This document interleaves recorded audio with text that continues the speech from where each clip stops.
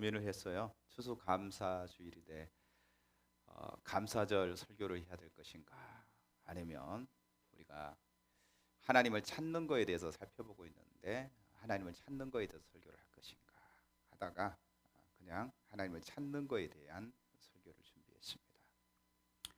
성경 말씀은 시편 27편 4절입니다.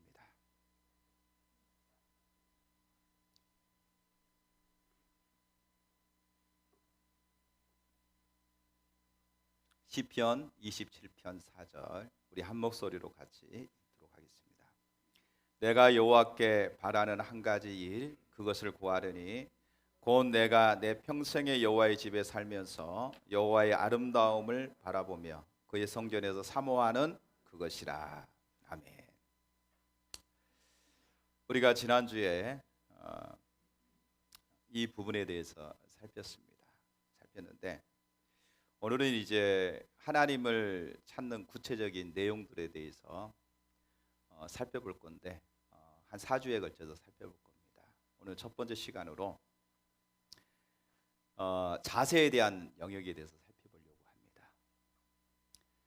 우리가 지난주에 시편 27편 4절에 그 다윗이 하나님 앞에 나아갔던 부분에서 자세에 대한 두 가지 부분을 얘기했죠. 나의 유일한 한 가지, 그 다음에 유일한 열망. 한 가지의 일, 그러니까 모든 것 여러 가지 중에서 한 가지가 아니라 오직 한 가지라는 거죠. 다윗에게 한 가지 소원이 있다는 거죠. 오직 한 가지입니다. 그리고 그것은 유일한 열망이에요. 과거와 현재와 미래에도 내 유일한 열망은 오직 한 가지라는 거죠. 이게 자세입니다. 오늘 그 부분에 대해서 이제 살펴보려고 합니다. 시편 27편 4절이 다윗이 이렇게 하나님의 얼굴을 구하는 것에 대한 좋은 본보기입니다. 그래서 그 유일한 한 가지, 그 다음에 간절한 열망, 그 열망에 해당되는 영역이 오늘 우리가 살펴봐야 될 부분입니다. 그러니까 바울도 마찬가지입니다. 바울도 고린도전서 2장 2절에 보게 되면 내가 너희 중에서 예수 그리스도와 그의 십자가에 못 박힌 것 외에는 아무것도 알지 아니하기로 작정하였느니라. 자, 여기서 보게 되면 내가 너희 중에서라고 말할 때에 바울이 2차 전도 여행 때 고린도 교회를 방문을 했어요. 그러니까 그때에 고린도 지역에 방문해서 그들 가운데 하나님의 말씀을 나누고 그들 가운데 있을 때에, 그때에 바울은 그들 가운데 내가 그리스도와 예수 그리스도와 그의 십자가에 못 박히신 것 외에는 내가 아무것도 알지 아니하기로 작정하였다. 자, 그런데 여기 그가 십자가에 못 박히신 것 이렇게 말하고 있는데 여기서 그 십자가에 못 박이신 것은 헬라어로는 남성형입니다. 중성이 아니라 남성형입니다. 그러므로 많은 그 다른 해석본들을 보게 될 때에 십자가에 못 박히신 것이 아니라 십자가에 못 박히신 그분, 이렇게 번역을 해야 더 옳습니다. 그러니까 바울이 내가 너희 가운데 거할 때, 너희 가운데 방문했을 때에 나는 오직 십자가에 달리신 예수 그리스도 그분만을 알기로 작정했다. 이렇게 우리가 얘기한 게 좋겠죠. 그러니까 바울의 유일한 열망이 뭐였느냐? 그것은 십자가에 못 박이신 예수 그리스도 그분만을 간절히 알기를 원했다. 그러니까 많은 일들이 있지만 그 어떤 것보다도 바울은 예수 그리스도 그분만을 알기로 작정했어요. 여러분, 바울의 앞에 사역이 활짝 열려 있습니다. 바울이 가는 곳마다 하나님의 놀라운 역사가 함께해요. 많은 치유 역사가 일어나고요. 하나님의 그 많은 표적들이 바울을 통해서 나타납니다. 가는 곳마다 복음을 전하고 주님의 이름으로 기도할 때에 많은 치유와 또 표적들이 일어남으로 인해서 교회들이 세워지는 그런 일들이 일어납니다. 자, 사역이 굉장히 바쁘고 또 많은 사역을 감당하는 자리에 있습니다. 자, 이런 상황 속에서도 바울은 자기의 유일한 한 가지, 다윗이 마치 자기의 유일한 한 가지라고 말한 것처럼 바울에게도 자기에게 가장 소중한 것, 가장 유일한 한 가지가 뭐냐? 십자가에 못 박히신 예수 그리스도 그분만을 알기로 작정했다. 사역이 지금 할 일이 되게 많아요. 갈 데가 되게 많아요. 그런데 그 어떤 것보다도 이 바울에게서 가장 소중한 것이 뭐냐? 그의 중심의 자세는 뭐냐? 십자가에 못 박이신 예수 그리스도 그분만을 알기로 작정했다. 이렇게 바울은 얘기하고 있습니다. 여러분 빌립보서 3장 7절에서 12절에 보게 되면요, 보다 이 부분을 잘 설명하고 있죠. 그러나 무엇이든지 내게 유익하던 것을 내가 그리스도를 위하여 다 해로 여길 뿐더러 또한 모든 것을 해로 여김은 내 주 그리스도 예수를 아는 지식이 가장 고상하기 때문이라. 내가 그를 위하여 모든 것을 잃어버리고 배설물로 여기면 그리스도를 얻고 그 안에서 발견되려 함이니 내가 가진 의는 율법에서 난 것이 아니요 오직 그리스도를 믿음으로 말미암는 것이니 그 믿음으로 하나님께로부터 나느라. 내가 그리스도와 그 부활의 권능과 그 고난의 참여함을 알고자 하여 그의 죽으심을 본받아 어떻게 해서든지 죽은 자 가운데서 부활에 이르려 하노니 내가 이미 얻었담도 아니요 온전히 이뤘담도 아니요 오직 내가 그리스도 예수께 잡힌 바 된 그것을 잡으려고 달려가노라. 이 빌립보서는 바울이 사역 말기, 그러니까 이제 로마로 가서 로마의 옥에 갇혔을 때에 그가 기록한 것이 바로 옥중서신입니다. 옥중서신은 그래서 바울이 그때 쓴 게 바로 빌립보 교우들에게 쓴 것이 바로 빌립보서죠. 그러니까 초기에도 마찬가지고 바울의 사역의 이제 마지막이 된 거예요. 사역을 마칠 때가 된 거예요. 그 마칠 때가 되는 그 상황 속에서도 바울의 유일한 열망과 소망은 뭐였느냐? 바로 예수 그리스도를 아는 것이었다. 그러니까 그 평생에 바울이 가장 소중하게 여기는 게 뭐냐? 바로 예수 그리스도를 아는 것. 십자가에 달리신 예수 그리스도를 아는 그것이 바울의 유일한 목적이었다고 하는 사실을 살펴볼 수가 있습니다. 그래서 오늘 우리가 살펴봐야 될 영역이 뭐냐면 하나님을 아는 것이 우리의 유일한 목표와 목적이 되는 것이 우리 신앙의 기본이다. 자, 하나님을 아는 것이 우리의 유일한 목표와 목적이 되는 것이 신앙의 기본입니다. 어떤 사람들은 하나님을 믿는 것은 좋은데 하나님 아는 것이 우리의 인생의 유일한 목표와 목적이 되어야 한다 이렇게 말하면 그건 좀 지나친 것 아니냐 이렇게 반문하는 분도 있습니다. 또 이렇게 말하면 어떤 사람들이 이렇게 말합니다. 뭐 이런 거죠. 수준이 너무 높아.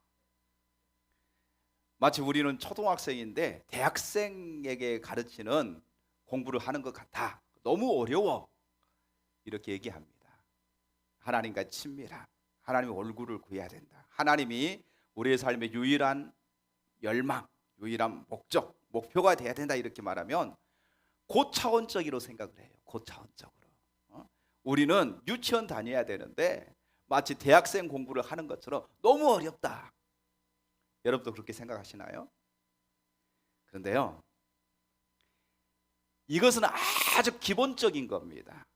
우리가 영어를 배울 때 A, B, C, D 알파벳을 공부한 것처럼 하나님을 아는 것, 하나님이 우리의 삶의 유일한 열망과 목표와 목적이 되는 것은 우리 신앙의 가장 기본이에요.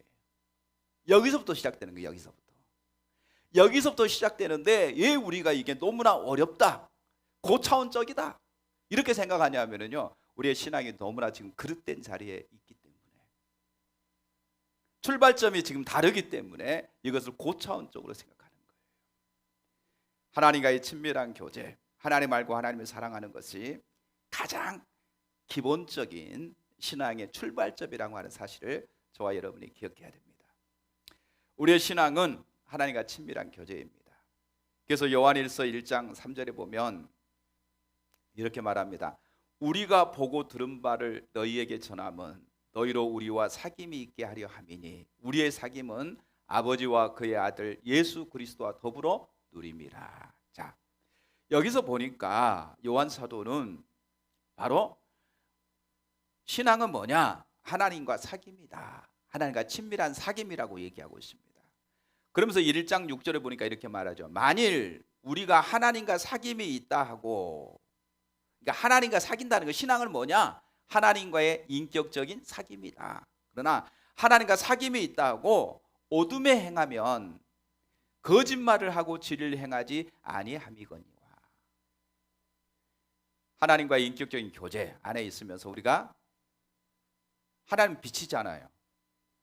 그러니까 하나님과 사귐에 우리는 당연히 하나님의 성품을 깨닫게 되고 하나님을 알게 되는데, 하나님과 사귐이 있다고 하면서 어둠에 행한다는 것은 그건 있을 수 없는 것이다. 그러면 우리가 어둠에 행하면 하나님과 사귐이 있다고 하는 말은 뭐라는 거죠? 거짓말이라는 거예요. 거짓말이다. 사귐이 없다. 사귐이 있으면서 어둠에 행할 수 없다 이 말이에요. 그러니까 내가 하나님과 친밀한 사랑 가운데 있어 하나님을 내가 알아 이렇게 말하면서 어둠 가운데 내가 행하는 삶을 산다는 것은 그거는 말도 안 되는 거야. 있을 수 없는 거야. 만약에 어둠의 것을 내가 행하면서 행하고 있으면서 내가 하나님을 안다, 하나님과 친해 이렇게 말하는 것은 그건 거짓말이라는 거예요. 그건 있을 수 없다. 이렇게 바울, 이렇게 요한은 우리 가운데 얘기하고 있습니다.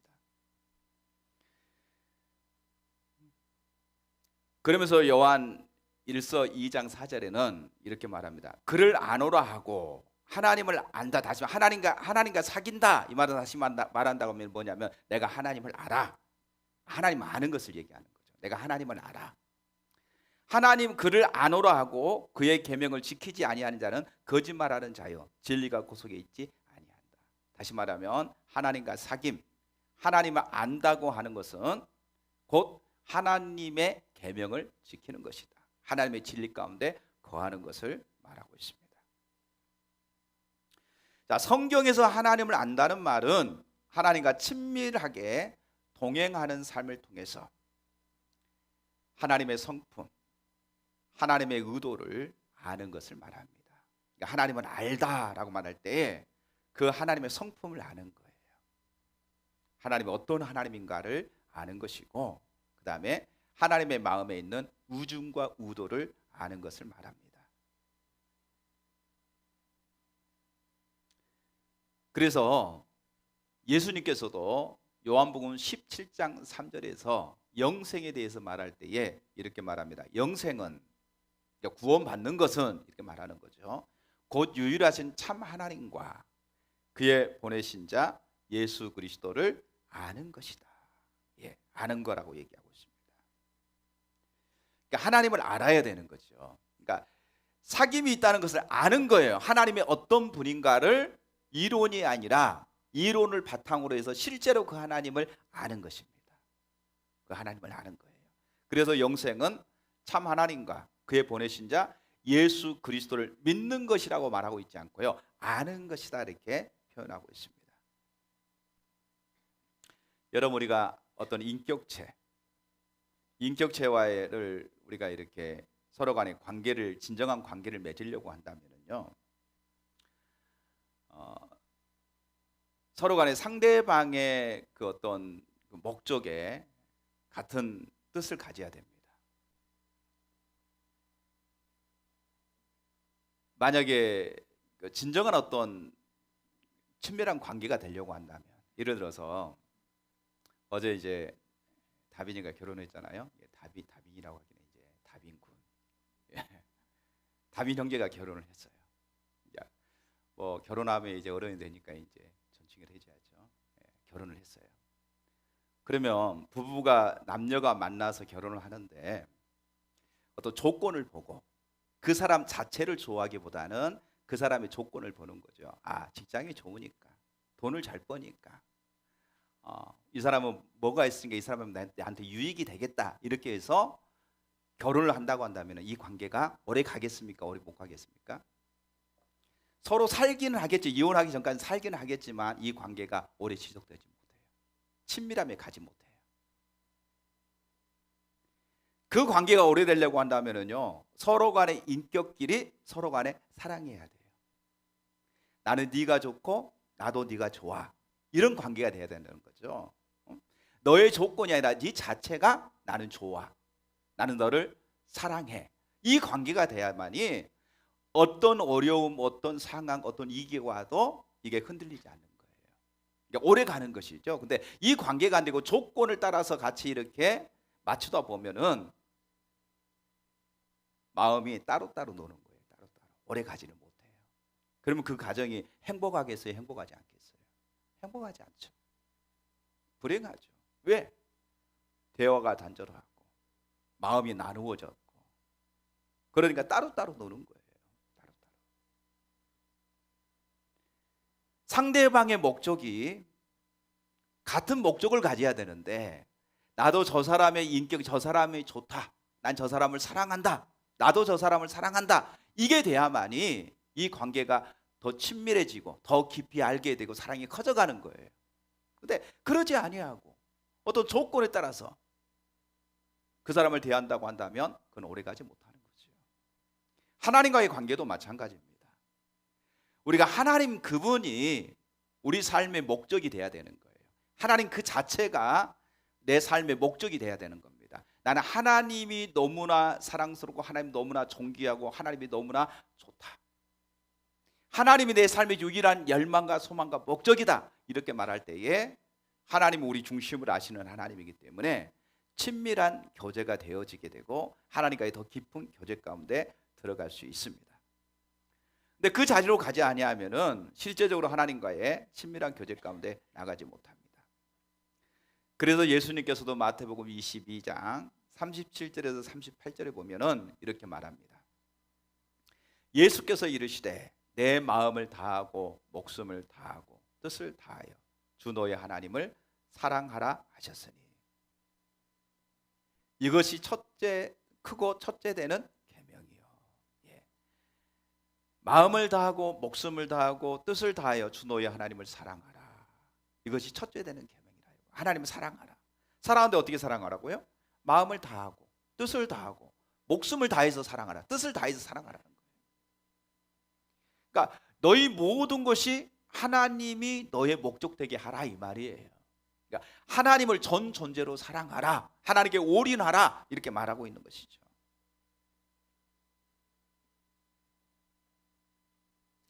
하나님께서 우리에게 그렇게 하나님을 사랑하라고 말씀하신 이유는 하나님이 먼저 우리를 사랑하셨기 때문입니다. 하나님이 그렇게 사랑하셨어요.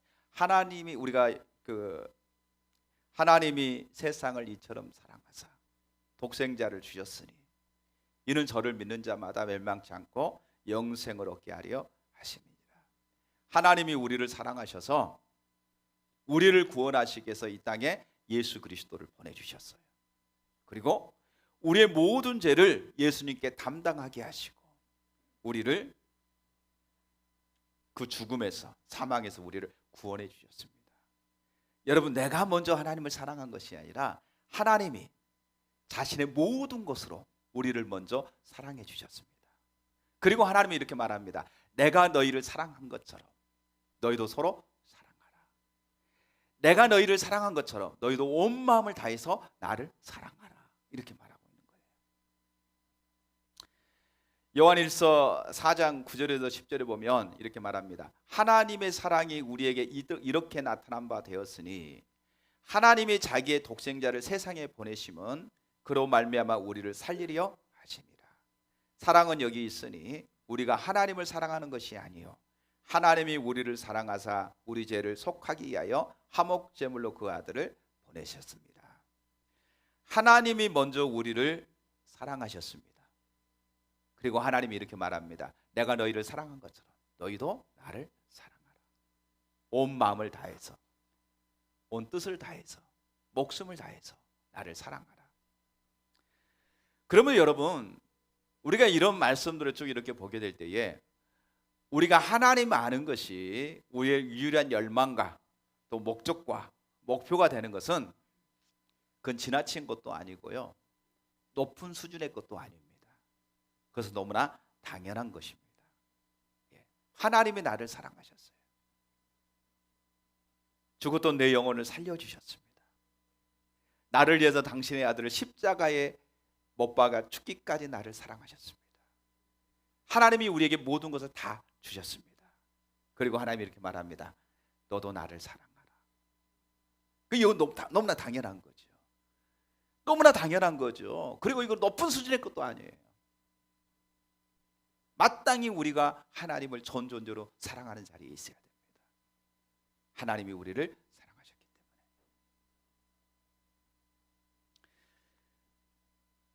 그래서 우리의 신앙은 하나님과의 친밀한 교제입니다. 두 번째는요, 우리의 신앙은 예수님 안에 있는 보화를 발견하고 우리의 모든 곳으로 사는 것입니다.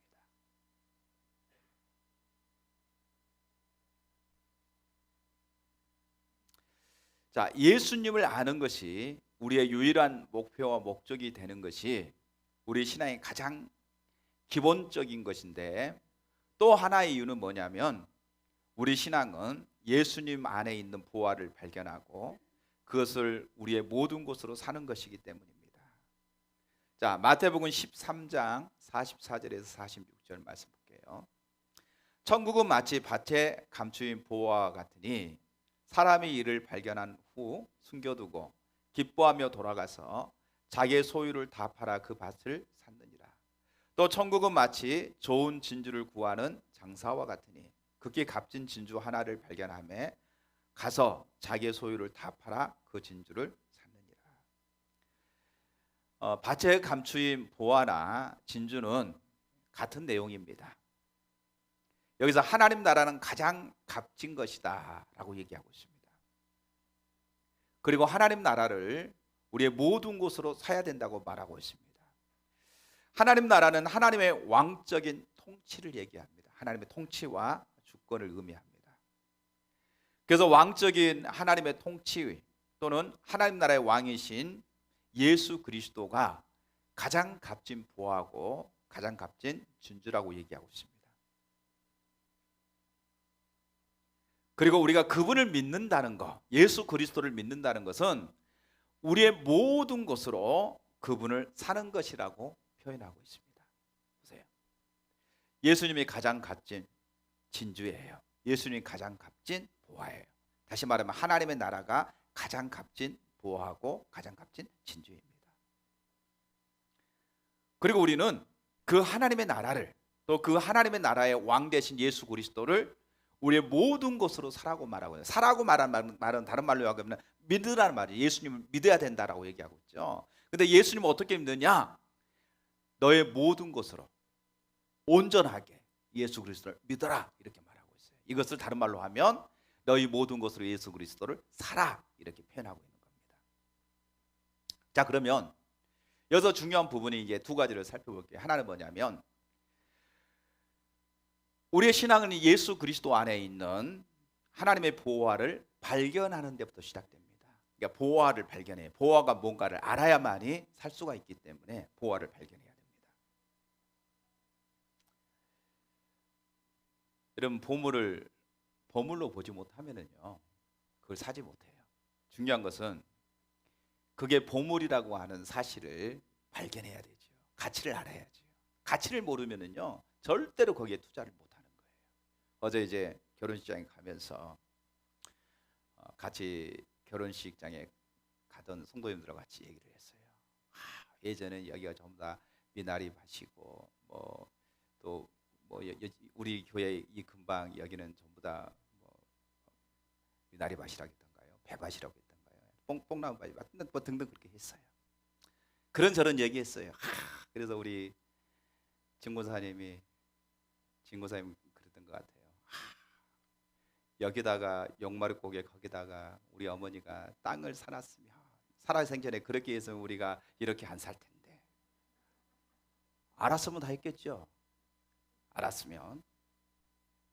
그런데 그렇게 될 거 어떻게 알아요, 그렇죠? 모르죠. 제가 처음에 전주 왔을 때 20년 전에 전주 왔을 때만 해도요. 지금 신시가지 거의 전부 다 미나리 밭이었어요. 그때 거기다가 땅 살았으면 교회 부지 좀 한 1000평 정도 살았으면 그런 얘기 누구를 못 합니까? 이렇게 뜰지 거기가 그게 발전될 때 어떻게 알아요? 그렇죠? 몰랐으니까 투자를 안 하는 거죠.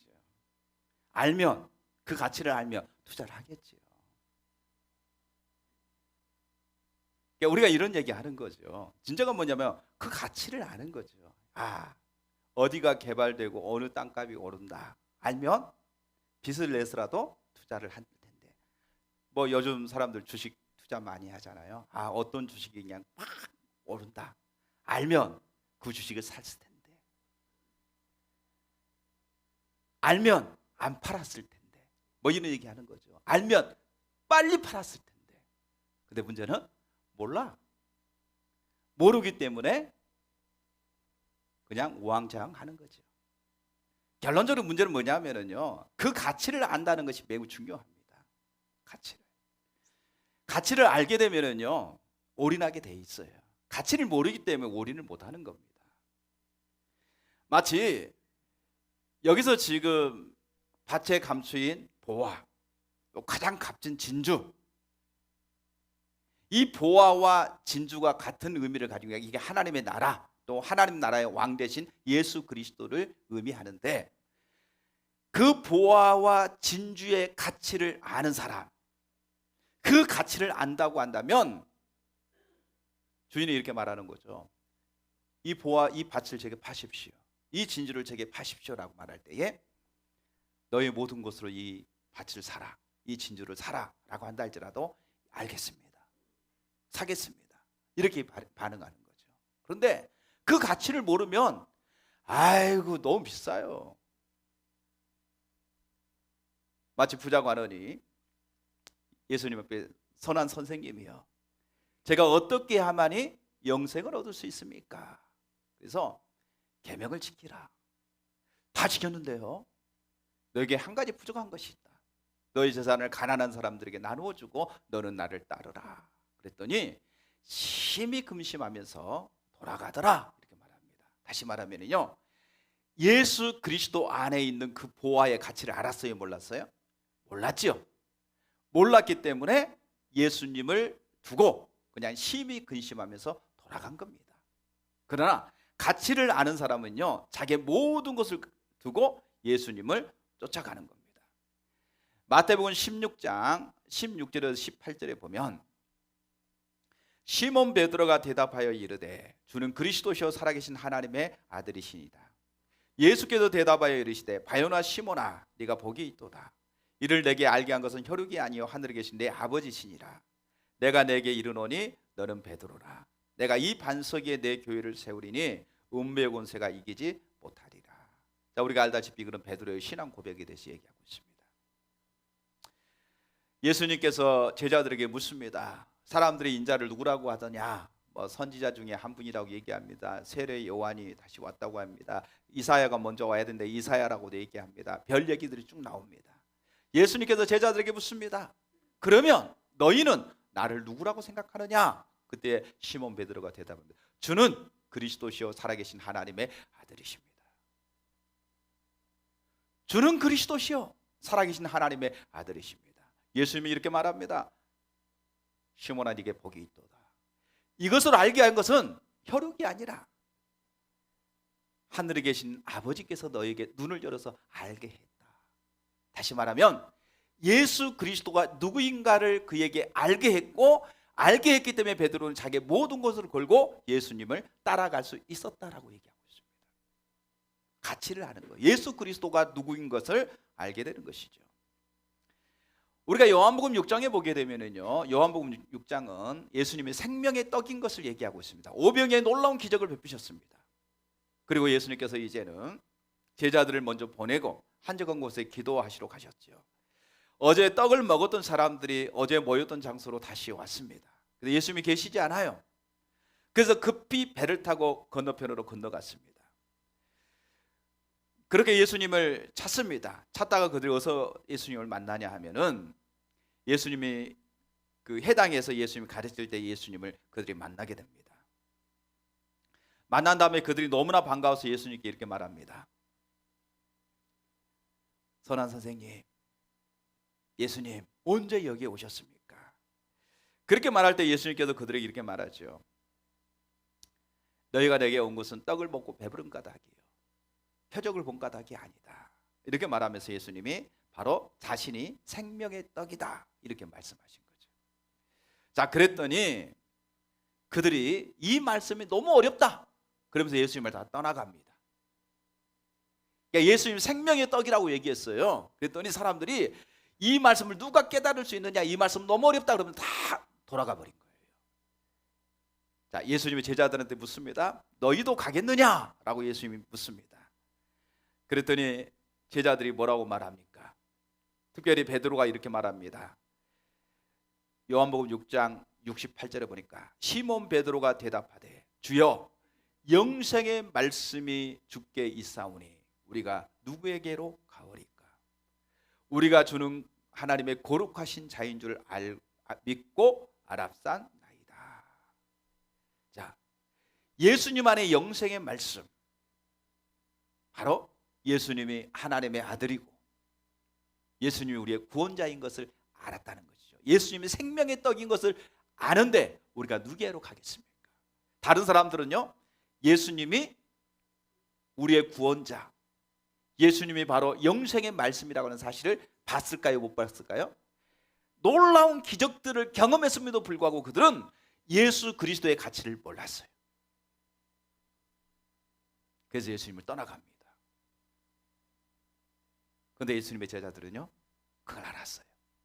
영생의 말씀이 주께 있사온데 우리가 어디로 가겠습니까? 바로 예수 그리스도가 바로 하나님의 아들이시고 우리의 구원자시며 영원한 생명 되심을 그들은 알았기 때문에 예수님을 따라갈 수 있다라고 얘기하고 있습니다. 사도 바울도 고린도후서 4장 3절에서 6절에 보니까 이렇게 말합니다. 만일 우리의 복음이 가리워졌으면 망하는 자들에게 가리워진 것이라. 그 중에 이 세상의 신이 믿지 아니하는 자들의 마음을 혼미하게 하여 그리스도의 영광의 복음의 광채가 비치지 못하게 함이니 그리스도는 하나님의 형상이니라. 우리가 우리의 전파하는 것이 아니라 오직 그리스도 예수의 주되신 것과 또 예수를 위하여 우리가 너희의 종된 것을 전파합니다. 어두운 데서 빛이 빛이라 말씀하셨던 그 하나님께서 예수 그리스도의 얼굴에 있는 하나님의 영광을 아는 빛을 우리 마음에 비추셨느니라. 하나님께서 어두운 데 빛이 빛이라 말씀하셨던 그 하나님께서 예수 그리스도의 얼굴에 있는 하나님의 영광을 아는 빛을 우리 마음에 비춰주셨다. 바울이 그렇게 얘기하고 있는 거예요. 우리 마음에 비춰주셨다. 바울에게 예수 그리스도가 누구인가를 선명하게 하나님께서 우리의 눈을 밝혀서 빛을 비춰서 보게 했다. 알게 했다. 그래서 내가 예수님을 알고 예수님을 따르는 것이 내 유일한 열망과 소망이 됐다고 얘기하고 있어요. 성경에 관한 몇 가지 이론적인 지식, 그것을 아는 것이 아니라 하나님께서 성령을 통해서 우리의 눈을 밝히 보게 하시고 알게 하셔서 예수 그리스도를 믿게 하고 예수 그리스도를 따라갈 수 있도록 하나님이 우리 가운데 우리의 눈을 밝혀주셨다고 얘기하고 있어요. 그렇게 밝혀주셨다는 겁니다.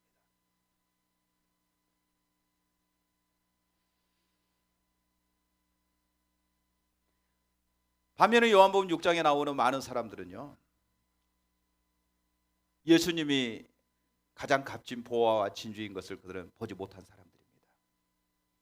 그들은 오병이어의 기적을 경험한 사람입니다. 많은 치유를 경험한 사람들입니다. 예수님을 통해서 많은 표적을 본 사람들입니다.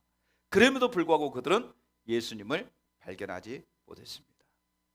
그래서 그들은 예수님을 예면하고 다 떠나버리고 말았습니다. 오늘날도 마찬가지입니다.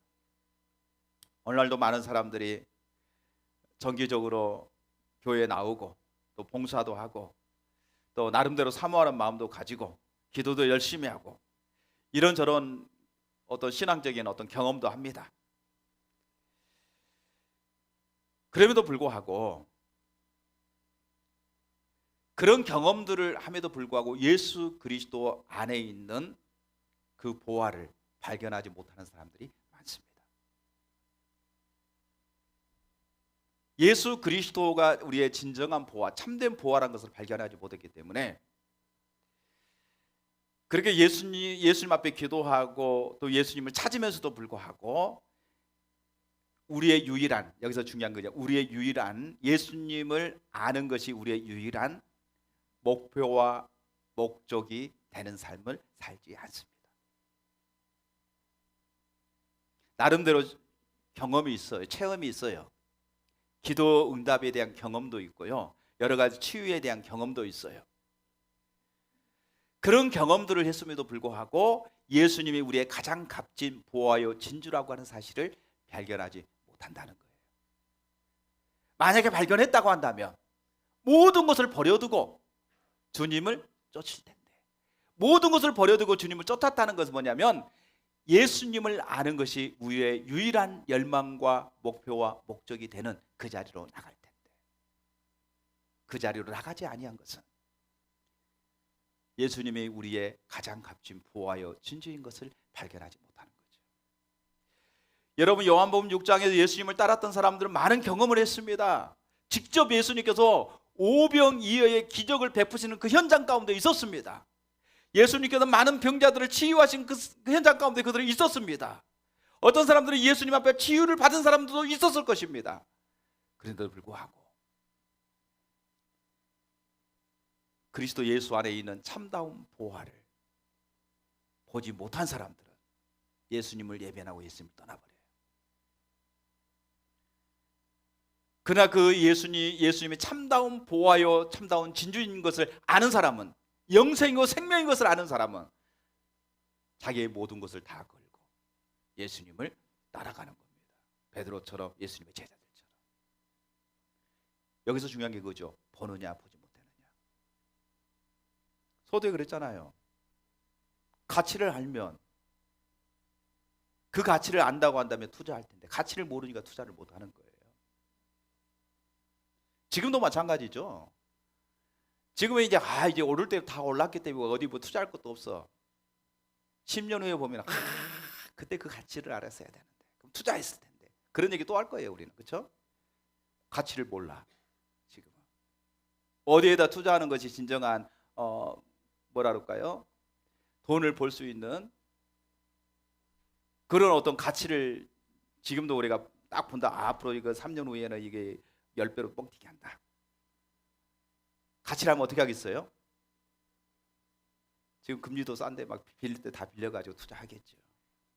가치를 몰라요. 투자를 못해요. 가지고 있는 사람도 그 가치를 모르니까 팔아버려요. 그냥 싼 값에. 가치를 알면 투자를 하겠죠. 근데 여러분, 땅값 10배 이게 아니잖아요. 예수님은요, 영원한 생명이잖아요. 우리의 왕이시잖아요. 그분이 창조주시잖아요. 그분의 가치를 안다면, 그분이 우리의 진정한 보화와 보물 되는 그 가치를 안다고 한다면 예수님께 올인하는 거예요. 이건 너무나 당연한 거죠. 내 전 존재로 예수님을 사랑하고 하나님을 사랑하는 자리로 서는 거, 그분을 찾는 거 너무나 당연한 거죠. 근데 우리가 예수님이 어떤 분인가를 우리가 가치를 몰라요. 그 때문에 그분한테 올인하는 것이 아니라, 전적으로 그분을 맡기고 그분을 의지하고 그분을 신뢰하고 믿는 것이 아니라, 우리는 이 세상에 또 다른 가치를 위해서 살아가는 거예요.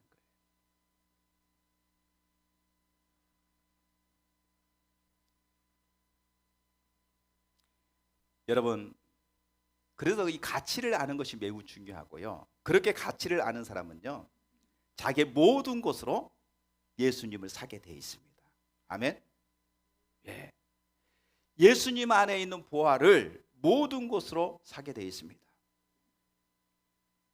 우리가 예수님을 믿는다는 것은 그저 예수님에 관한 몇 가지 성경적인 진리를 지적으로 동의하는 것이 아닙니다. 바로 예수 그리스도가 우리의 유일한, 저는 그 고린도전서 1장 30절 말씀 매우 중요하다고 생각합니다. 우리는 하나님께로부터 나와서 그리스도 예수 안에 있고, 예수님은 하나님께로부터 나와서 우리에게 지혜와 의로움과 거룩함과 구원함이 되셨다고 얘기하고 있습니다. 예수님이 우리에게 뭐가 되셨느냐? 우리의 지혜가 되셨어요. 유일한 지혜, 유일한 의로움, 유일한 거룩함, 유일한 구원함이 되셨습니다. 그래서 그분 안에, 그분을 우리가 전 존재로 사랑한다, 전적으로 그분을 구한다. 바울이 여러분 보세요. 바울이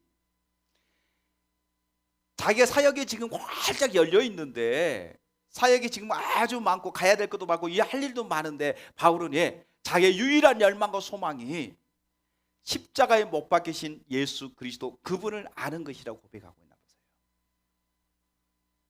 이게 단순히 몇 가지 이론적인 지식 때문에 그럴까요? 아니죠. 바울에게 있어서 예수 그리스도는 실제적인 그의 모든 지혜였고요, 의로움이었고요, 거룩함이었고요, 구원함이었어요. 그래서 오직 예수 그리스도 안에서 발견되기를 그토록 열망하고 소망했습니다. 우리가 아까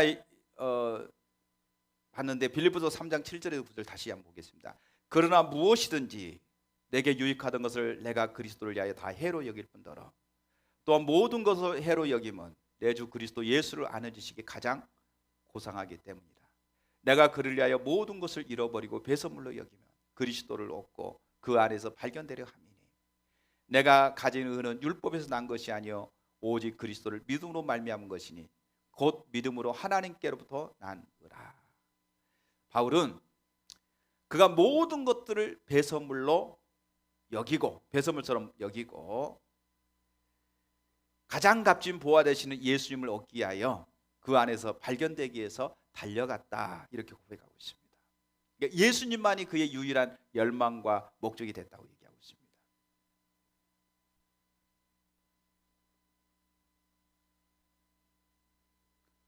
오늘 저와 여러분에게 있어서 예수님이 내 삶의 유일한 열망이고 목표고 목적이야, 이렇게 말하면 잘 이해가 안 되실 분들이 많이 있을 거예요. 예수님이 뭐 밥 먹여준대, 예수님이 뭐 돈 벌어다 준대, 예수님 살게 하신대. 예수님 밥도 먹여주시고요, 예수님 살게 하시고요, 예수님 돈 벌어다 주게 하시고요, 예수님 충분히 여러분의 모든 삶에 책임져 주십니다. 그러잖아요. 야, 교회 그렇게 미치게 믿으면 안 돼. 적당히 믿어야지. 교회 다니면 밥 주냐, 돈 주냐, 뭐 하냐. 돈도 주고요, 밥도 주고요, 다 줘요. 예수님 다 책임져 주세요. 말도 안 돼, 이렇게 말할 사람도 있어요. 말도 안 되죠. 왜? 예수님의 가치를 모르니까. 예수님이 어떤 분인가 모르니까 말도 안 된 거죠. 근데 말이 되는 거예요. 예수님을 아는 사람은, 예수님의 가치를 아는 사람은 말이 되는 거예요. 그리스도 예수 안에 다 있어요. 아멘. 그리스도 예수 안에 다 있어요. 예수님이 우리 생명이라니까요. 예수님 누군지 아세요? 하늘과 땅을 창조하신 창조주세요. 처음과 마지막이세요. 역사를 주관하고 계시는 주관자세요. 그거 아세요? 예수님이 불꽃 같은 눈동자로 지켜보고 계세요. 주님의 허락 없이는 그 어떤 것도 이루어지지 않아요. 주님의 허락 안에 그 모든 것들이 다 이루어져요. 여러분 그거 아세요? 예수님이 하나님의 자녀들을 되게 사랑하신대요. 그래서 자녀들의 간구하심을 들으신대요. 자녀들에게 가장 좋은 것 주시기를 기뻐하시는 우리 하나님이시래요. 이게 예수님이에요. 예수님 안에 있는 보화예요. 그러니까 당연히 예수님이 밥도 주고 돈도 주고 풍요롭게 살기도 하고 건강하게 살기도 하고 이 땅에서 행복하게 누리는 모든 삶을 살게 하는 그 모든 것들은 주님 안에 있어요. 그걸 모르니까 뭐 교회 다니면 돈 주냐, 뭐 하냐 엠맘치 미쳐야지. 그렇게 미치게 교회 다니면 안 돼. 이런 어리석은 얘기를 하는 거죠. 예수님께 미쳐야 됩니다. 그분께 올인해야 됩니다. 그분이 우리의 모든 것입니다. 그 가치를 알면은요, 그 가치를 발견한 사람은 자기 모든 것으로 예수님을 사게 돼 있어요. 온전히 예수님을 따라가게 돼 있어요. 우리의 필요요, 주님이 채워주세요. 공급해 주십니다. 여러분, 세계사를 여러분들 공부하셨으니까 다 알겠지만 기독교가 갑자기 기독교가 AD 313년경에 로마에서 국교로 인정하게 되고 확 퍼지게 된 사건. 그 전까지 로마가 얼마나 기독교를 박해했습니까? 기독교인들이 자기가 기독교인이라고 말도 못하고요, 표시만 하는 거죠. 물고기 모양으로 이투스. 이 표시를 하면 같은 기독교인이구나라고 인정해 주는 거죠. 그리고 지상에서 살지를 못해요. 카타금이라고 하는 굴을 파놓고 굴 속에서 생활을 해요. 왜? 생명의 위협을 받으니까. 모든 직장을 다 잃어버려요. 왜? 내가 그리스도인이라고 말하면은요, 직장에서 안 받아줘. 그러니까 살아갈 수 있는 모든 것 다 막혀 있어요. 먹고 사는 심각한 문제 가운데 있어요. 이 정도로 기독교가 완전히 박해를 당하고 핍박을 받았습니다. 그런데요, 얼마 못 가서 AD 300년경에 기독교가 확 일어나요. 전 세계를 변화시켜요. 전 세계에 영향을 끼쳐요. 누가 하신 거죠? 하나님이 하시니까 그런 일들이 일어나는 거예요. 하나님이 하시니까. 하나님은 살아계신, 전지전능하시고 지금도 역사하고 계시는 살아계신 하나님이라는 사실을 저와 여러분이 믿으시기를 바랍니다. 가치를 알아야 모든 것을 하나님께 걸고 하나님을 따라갈 수 있어요. 가치를 모르면요, 못 삽니다. 버는 자가 모든 걸 걸고 하나님께 살 수 있습니다. 크게 두 번째, 두 가지만 할 건데요. 두 번째입니다. 하나님 아는 것은 우리의 유일한 목표와 목적이 되어야 올바른 사역이 가능합니다. 자, 하나님을 아는 것이 우리의 유일한 열망과 목표와 목적이 돼야만이, 그래야 사역이 가능해요. 성경에서 말하는, 여러분 바울 앞에, 바울이 가는 곳마다 놀라운 초자연적인 하나님의 역사들이 일어납니다. 많은 치유가 일어납니다. 많은 회복의 역사가 주어집니다. 자, 그렇게 사역이 열려 있고 할 일도 많은데 그 가운데서도 바울은요, 십자가에 달리신 예수 그리스도, 그분을 아는 것이 유일한 열망이었고 유일한 소망이었고 유일한 목적이었어요. 할 일도 많고 바쁜데 이 바울에게는 그 바쁜 와중에서도 그의 유일한 열망과 소망과 목적이 예수 그리스도를 아는 거였을 거예요.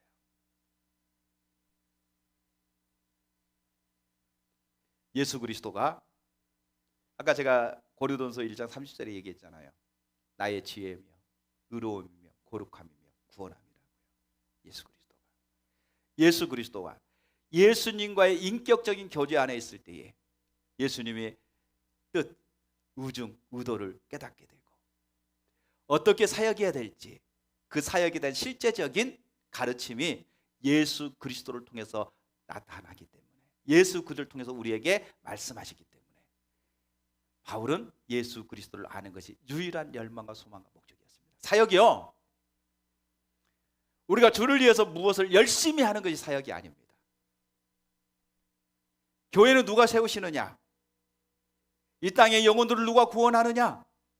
예수 그리스도가 하십니다. 아멘. 하나님이 하세요. 하나님이, 예수님이 하세요. 예수님은 하나님이시잖아요. 예수님이 이 땅을 구원하는 일, 이 땅을 변화시키는 일, 이 땅을 회복시키는 일 누가 하시냐? 예수님이 하십니다. 하나님이 하십니다. 그럼 하나님의 종들이 누구의 명령을 들어야 될까요? 교회의 머리 대신 예수 그리스도.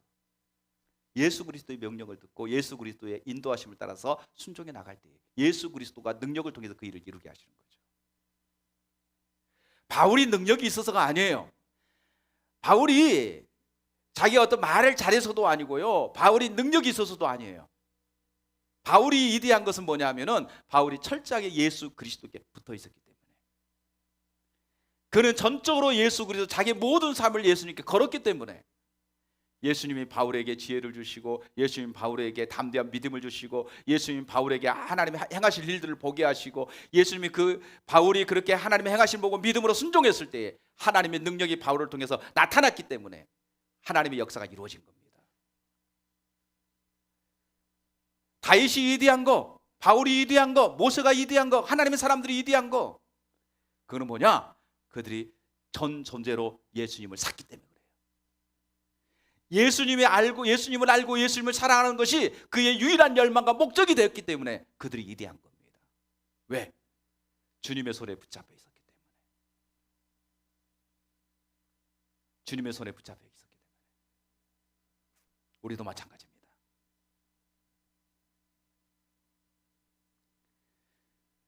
주님을 알고 주님을 사랑하는 것이 우리의 유일한 열망과 소망이 될 때에 비로소 주님께서 어떤 일들을 행하실지를 우리에게 구체적으로 말씀해 주세요. 그리고 그렇게 말씀할 때 모든 거 다 걸고 가는 거예요. 저는 이번 컨퍼런스가 매우 중요한 것 중에 하나가 뭐냐면요, 제가 이 여주 목사님한테 그렇게 부탁을 했어요. 앞으로 하요 집회에도 좀 일터 사역에 대한 부분을 계속해서 좀 나눠줬으면 좋겠다. 그래서 이제 하요 집회 당분간은 아마 여주 목사님, 이기수 목사님이 섬겨주실 거예요. 그래서 왜 그런 부탁을 했느냐면은 아직 성교에는 다른 목회자들은 게 선명하게 잘 안 보여요. 근데 여목사님은 그냥 본인이 그것도 공부도 열심히 하지만 그것보다도 하나님께서 분명하게 보게 하셨어요. 그래서 보게 하신 분이 앞서가서 설명을 해야 우리가 충분히 이해하고 따라갈 수 있어요. 한두 번 들어서 되어질 일이 아니에요. 어려워요. 근데 지속적으로 보는 분이 앞서가고 또 그걸 계속 들으면서 같이 보게 되는 일들이 주어지는 거죠. 그러니까 이번 컨퍼런스도 이제 그거잖아요.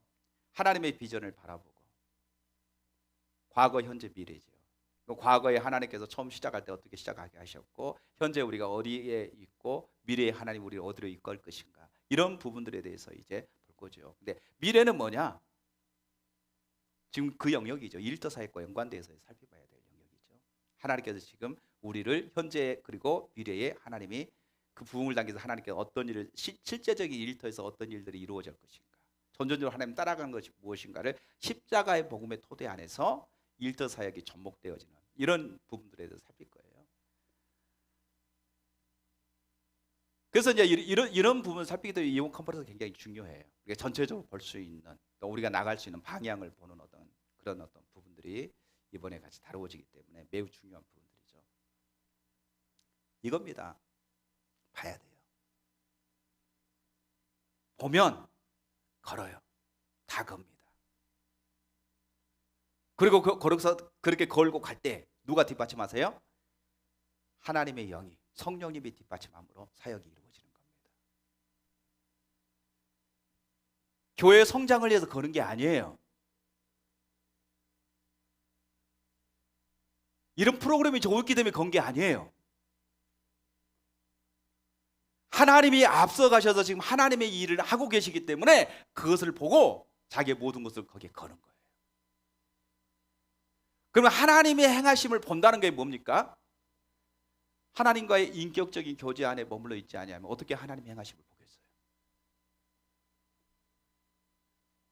그리고 그게 그 가치를 알면 내 모든 것을 걸게 되는 거죠.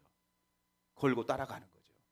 그럼 누가 일하시느냐? 하나님이 일하시는 거예요. 하나님 역사하시는 거죠. 하나님이 뒷받침하시는 거죠.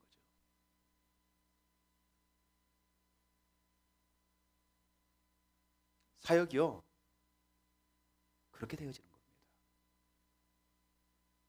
우리가 하나님을 위해서 무엇을 하는 것이 아니라 하나님을 구하고 하나님을 찾고 하나님이 우리의 유일한 열망과 소망되는 그 자리에 서게 될 때에 하나님이 그에게 사역을 보게 하세요. 그리고 사역을 보게 할 때에 전 존재로 동참하여 나갈 때 하나님의 뒷받침하는 거죠. 그래서 바울이 그렇게 바쁜 와중에도 십자가에 달리신 예수 그리스도를 아는 것이 내 유일한 열망과 소망이었다라고 고백한 겁니다.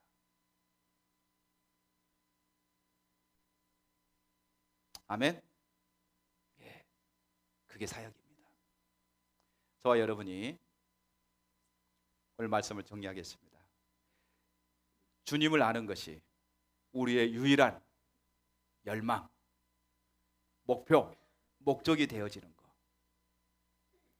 이게 주님을 아는 것에 대해서 주님을 찾는 것에 매우 중요한 부분입니다. 그리고 그렇게 주님을 알아야 주님의 일에 동참할 수가 있어요. 그래서 하나님을 얼굴을 구한다, 하나님을 찾는다는 것은 주님을 아는 것이 우리의 유일한 열망과 목표와 목적이 되는 것. 그것이 하나님의 얼굴을 구하는 실제적인 영역 중에 한 영역입니다. 그처럼 주님을 아는 것이 여러분의 유일한 열망과 목적과 목표가 되기를 간절히 소망하는 저와 여러분 될 수 있기를 주의 이름으로 축원합니다. 우리 기도하고 마치도록 하겠습니다.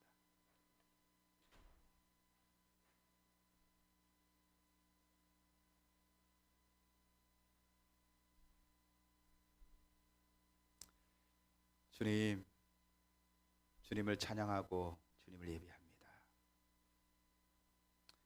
주님이 너무나 아름다우시고 위대하시고 선하시고 존귀하십니다.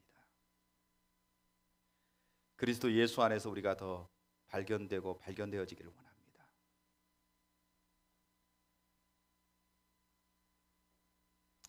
주님의 그 아름다우심을 우리가 온 마음을 다해서 찬양하며 높여드리기를 원하며 더 그리스도 예수 안에서 발견되어지기를 간절히 소망합니다.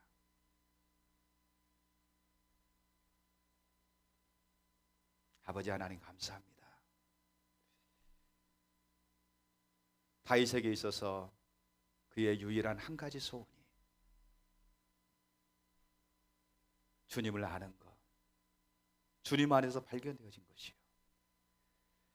바울에게 있어서 가장 그의 유일한 소망과 열망이 바로 주님을 아는 것이었습니다. 오늘 나에게 있어서 유일한 한 가지 소원이 무엇입니까?